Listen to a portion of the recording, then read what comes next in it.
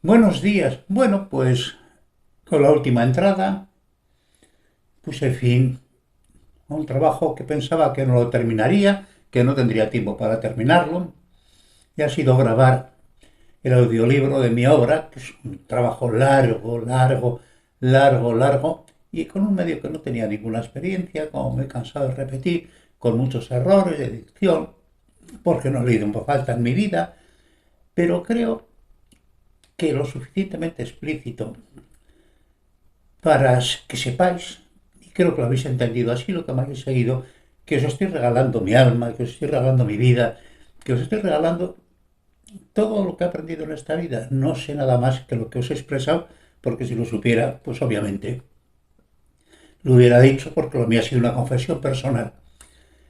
Escrita solamente para intentar ayudar a que la humanidad sobreviva y con ellos mis propios descendientes. Bien, pero tengo un epílogo y os cuento por qué. Yo todo lo que tenía que decir de modo formal ya lo he dicho, y esto es un epílogo escrito desde un cierto nivel de visceralidad, de rabia, de desprecio, al contemplar que muchas de las cosas que venía diciendo en el libro, pues las estaba yo viviendo en directo, por completo en directo. Y me refiero a los acontecimientos del 11 de septiembre del 2001 en Nueva York, en Estados Unidos. Y yo lo vi en directo por televisión y ahora os paso a explicar por qué. Yo a lo largo de mi vida, tengo ya un montón de años, muy jovencitos, conocí la crisis de los misiles de Rusia, que nos podía haber llevado a una segunda guerra, a una tercera guerra mundial.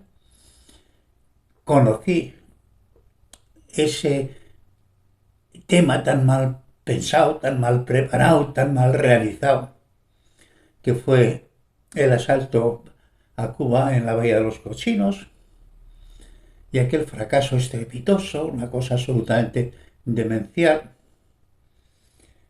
mal planeada, mal ejecutada, en fin, un auténtico disparate. Estados Unidos, a lo que parece, no quiso comprometerse más porque Cuba era un protectorado de Rusia y podían las cosas subir, propició que el ataque fuera solamente con cubanos, pero bueno, realmente fue Estados Unidos la que propició aquel tema.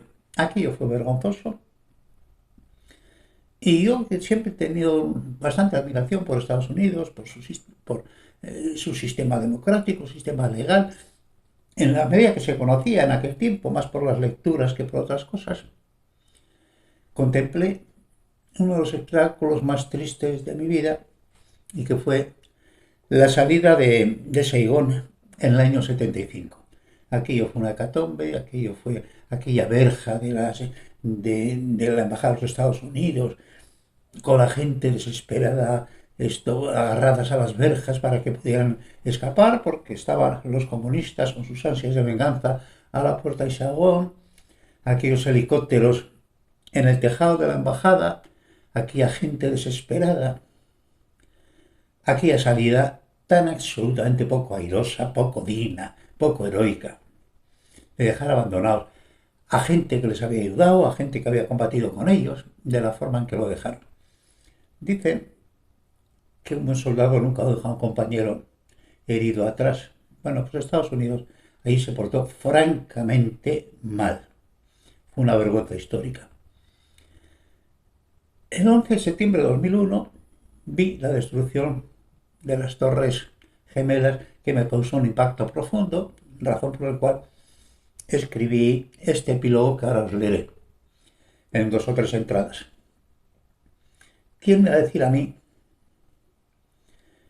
que dentro de la duración de mi libro, ya lo tenía escrito porque ese mismo día yo lo estaba registrando, pero bueno, en 20 años vería la misma miseria de imágenes de ferocidad en la salida de Afganistán?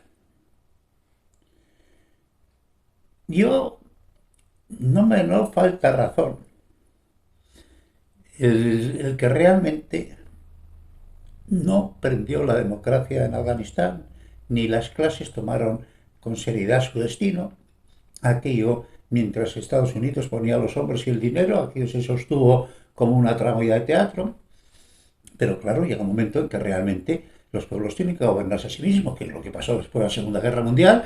Estados Unidos vino, colaboró y dejó a la gente que volviera otra vez a gobernar, a trabajar, a armarse, a defenderse. Yo de Afganistán tengo una opinión pobre, como es natural, porque me parece que es la sociedad más atrasada del mundo, pero no es que estuviera atrasada, es que está ferozmente atrasada. Están en su particular Edad Media con ferocidad, sin querer dar un paso más adelante de ninguna de las maneras. Bueno, tengo un concepto tal vez de que sea el país más neciamente fundamentalista del mundo. Y uno de los, no he leído mucho de autores afganos, pero sí de uno que escribió algo sobre los cometas, que fue una novela entretenida y que me permitió conocer un poco la vida de Afganistán. Y de aquel libro tengo un recuerdo solamente de una frase, de esas frases que se te quedan nítidas, que dice el autor: al único enemigo que los afganos jamás vencerán es a sí mismos. Joder, es un martillazo sobre un ataúd, sobre el último clavo de un ataúd. Al único enemigo que los afganos jamás vencerán es a sí mismos. Bueno, pues resulta que hemos visto la misma miserable comportamiento de Occidente con respecto a la gente, a las mujeres que dejan atrás, a los colaboradores con las distintas naciones, gente colgándose de los aviones, esto del tren de aterrizaje, que es una forma de suicidarse, no hay ninguna posibilidad, en fin, un auténtico disparate. Y me ha recordado, claro, Saigón. No se pueden hacer las cosas de modo un poco más ordenado, de alguna forma razonable. ¿Quién coño va a confiar en Occidente en cualquier confrontación cuando saben que pueden huir con estos niveles de cobardía, de falta de responsabilidad? Lo siento por nosotros y lo siento por la debilidad de nuestra civilización, de nuestras democracias, que están ahora mismo mostrando la peor cara posible. Bien, y dicho esto, que es parte de mi desilusión, de mi frustración, del dolor, de las locuras del mundo, pues empiezo el epílogo que escribí hace tantísimos años. Y si es demasiado visceral, perdonadme, pero en el momento, desde el punto de vista interior, para mí era ardiente, era doloroso y era ardiente. Y comienzo el epílogo, como casi siempre hago, recogiendo una frase de Winston Churchill, que dice así. No todas las frases de Winston Churchill, sino que en este caso cojo una frase de Winston Churchill para empezar el epílogo, que dice así. Con motivos virtuosos, dejándose llevar por la inercia y la timidez, no se puede combatir la maldad armada y decidida. Este fue seguramente, en mi criterio, el mejor político del siglo XX, os lo repito, porque es absolutamente cierto y está tan actual como cuando la pronunció. Os la repito. Con motivos virtuosos, dejándose llevar por la inercia y la timidez, no se puede combatir la maldad armada y decidida. Y empiezo yo. A medida que he ido realizando este trabajo y a medida en que una y otra vez exponía los graves peligros, las peligrosas configuraciones, los inestables equilibrios de las sociedades humanas, las insuficiencias de los modelos sociales que soportan esta inadecuada casa común que supone nuestro estadio evolutivo cultural, la precaria civilización humana en los comienzos de este segundo decamilenio, he luchado conscientemente contra las derivas amargas y catastrofistas a las que una y otra vez me llevaban mis reflexiones. Pero, comillas, es preferible callar que decir las cosas sin la fuerza suficiente. Y como no he callado, quiero decirlas con la fuerza suficiente. Que lo consiga o no es otra historia, pero mi intención es esta. Muchas veces me levantaba pesaroso de mi mesa de trabajo, ya que por momentos el discurso sonaba agorero, en exceso admonitorio, escuchaban mis palabras demasiados ecos del Viejo Testamento, viejas y nuevas profecías de desastres y castigos, demasiados caminos sin esperanzas, terribles peligros en cada una de nuestros futuros previsibles. Y una y otra vez he venido a decir que las máximas promesas de civilidad, las más bellas promesas de nuestros futuros utópicos cerca de nosotros, en nuestros horizontes conceptuales, venían acompañadas de amenazas enormes de caos y destrucción, fundamentalmente motivadas por la insalvable distancia que media entre nuestras capacidades científicas y nuestras capacidades en ciencias sociales, entre pensamiento racional y pensamiento instintivo, emocional y fanático, entre verdades dogmáticas y verdades tentativamente razonativas, entre explicaciones mágicas o explicaciones argumentativas. Y el haber sido sobrepasados en infinitos nuestra capacidad para un orden relacional basado en la justicia y el entendimiento, por nuestra capacidad para destruirnos todos a todos, y que sin la naturaleza profunda del ser humano haya accedido a niveles superiores significativos de reflexión moral a lo largo de nuestra común historia, imprescindibles caminos de perfeccionamiento moral y social si queremos tener un destino y un futuro como especie. Y que las configuraciones políticas, religiosas, sociales, educativas y económicas de la humanidad propiciaban el enfrentamiento y el odio y no la cooperación inteligente que parece exigible a nuestra dignidad y capacidad reflexiva. No parece haber camino distinto que el desarrollo del común conocimiento que propicie un común entendimiento, o al menos la fundamentación sólida de un campo de juego social exigente y exigible, donde el hombre pueda y deba entenderse con el hombre, donde se limiten seriamente las capacidades depredadoras, destructivas y autodestructivas de los seres humanos y de las sociedades humanas.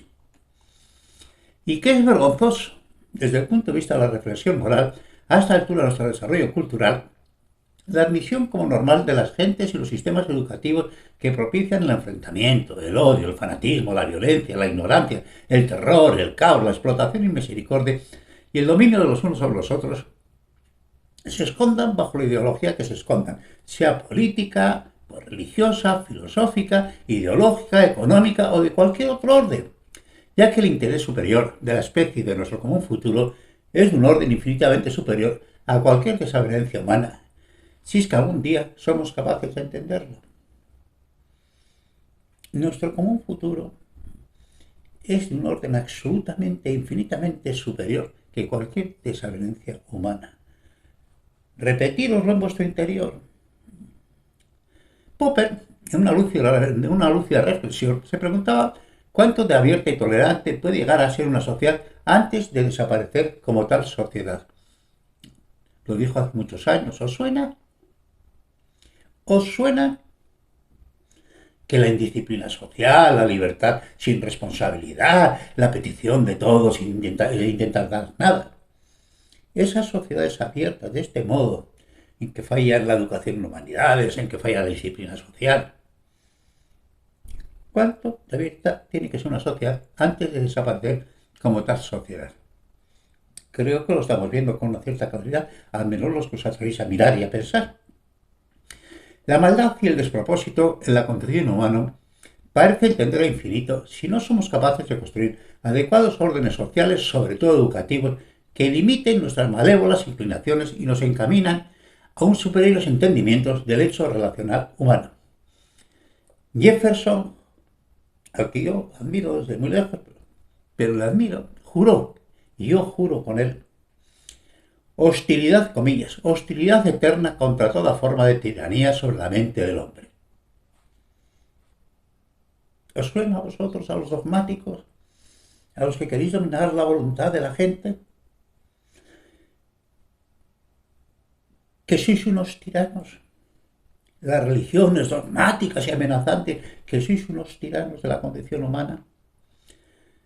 Recordad que la auténtica libertad humana radica justamente en nuestra capacidad consciente e interrogativa y en su libre exploración y expresión.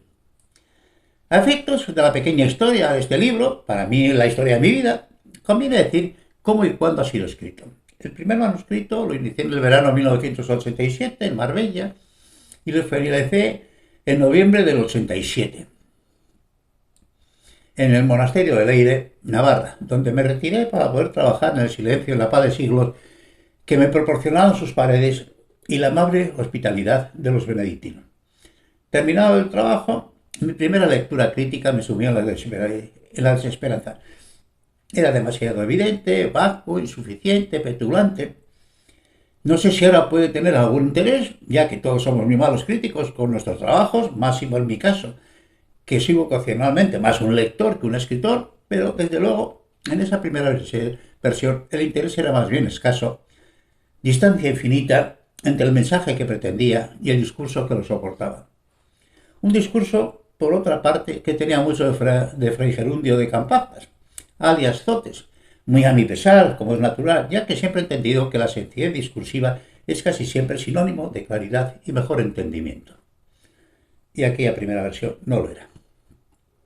Por tanto, lo guardé en espera de otro nivel de maduración y continué con mi vida, del todo alejada del mundo de la escritura, pero con la sensación siempre presente que había cosas que era necesario decir, reflexiones que era preciso llevar al común, valgan por lo que valgan, y si es que para algo valen, ya que en momentos percibía que las configuraciones sociales en todos los órdenes caminaban inevitablemente hacia horizontes por momentos más inestables y peligrosos. Finalmente, mediado el año 2000, aprovechando un cambio en mi vida que me proporcionó el tiempo y la tranquilidad precisas, volví a mi viejo manuscrito con la idea de trabajar en el estilo y depurar al menos los errores más evidentes. Pronto se me hizo claro que este tipo de corrección era muy difícil y paso a paso llegué a la conclusión de que era más fácil volver a hacerlo de nuevo, recogiendo y salvando lo que pudiera de mi primitivo trabajo, que desde luego no fue demasiado. Terminada mi primera versión en julio de 2001, lo llevé al registro de la propiedad intelectual el día 30 del 7 del 1. Durante el mes de agosto tuve la oportunidad de hacer algunas correcciones, sobre todo en temas de antropología y paleontología, gracias a las fructíferas lecciones magistrales de la profesora Márquez, mi amiga personal, a la vez que aproveché para hacer pequeñas correcciones en otras partes de la obra. Y desde entonces hasta hoy continúo con correcciones y añadidos como esos viejos, lo que ya ahora soy, como esos viejos que soy, tallando un palo con una navaja, trabajo entretenido e interminable donde los haya. Vosotros casi todos habéis tenido abuelos que lo hacían, ¿verdad que sí? A todos nos quedará la memoria lo que estábamos haciendo el día 11 de septiembre de 2001, ese martes infame, como será recordado, y que tantas repercusiones tendrá en nuestros futuros previsibles. A las 11:30 de la mañana, hora española, 5:30 hora de Nueva York, yo estaba entregando en el registro de la propiedad intelectual de Málaga la segunda versión de mi trabajo y me sentaba a comer con mi esposa, faltando minutos para las 3 de la tarde, hora española, las 9 de la mañana, hora de Nueva York. Y como no es habitual, encendí el televisor para ver las noticias de las 3, 9 de la mañana en Nueva York, encontrándonos con los excitados y confusos comentarios del locutor mientras veíamos arder una de las torres gemelas del World Trade Center, incendio originado por lo que parecía al principio un accidente aéreo. Como tantos otros millones de habitantes del planeta, viví en directo el choque del segundo avión, las subsiguientes escenas de pánico y desolación, personas que se arrojaban al vacío, el hundimiento de las torres, el avión contra el Pentágono, esperando el siguiente avión contra la Casa Blanca o el Capitolio, que afortunadamente no se produjo gracias al heroísmo de los viajeros del cuarto avión, el vuelo 93 de United. Un día completo de un horror y de una desesperanza sin límites que nunca olvidaremos. Yo al menos nunca lo olvidaré. Horrorizado y conmovido, pero no sorprendido, un acto de esta cruel naturaleza era previsible e inevitable. La única cuestión era el cómo, el dónde y el cuándo, y quién. Pistas más que sobradas teníamos por los distintos ataques suicidas en muchos lugares del mundo, especialmente en el Oriente Medio, así como sangrantes terrorismos, más o menos consentidos por muchas naciones civilizadas, muchas y maliciosas argumentaciones de pretendidos intelectuales para aquellos que su única argumentación es la muerte indiscriminada de los inocentes, apoyo sin filtro moral de muchas naciones a movimientos violentos en función solo de oportunismo económico o político, los diversos juegos geoestratégicos mundiales y distintas y consentidas apelaciones a la violencia y al enfrentamiento en muchas culturas humanas, la interminable guerra de todos contra todos que iniciamos en el comienzo de los tiempos y que hoy continúa, como siempre, la más vieja e historiada constancia de la irracionalidad humana. Y cierro aquí esta primera entrada y seguiremos. Un cordial saludo a todos.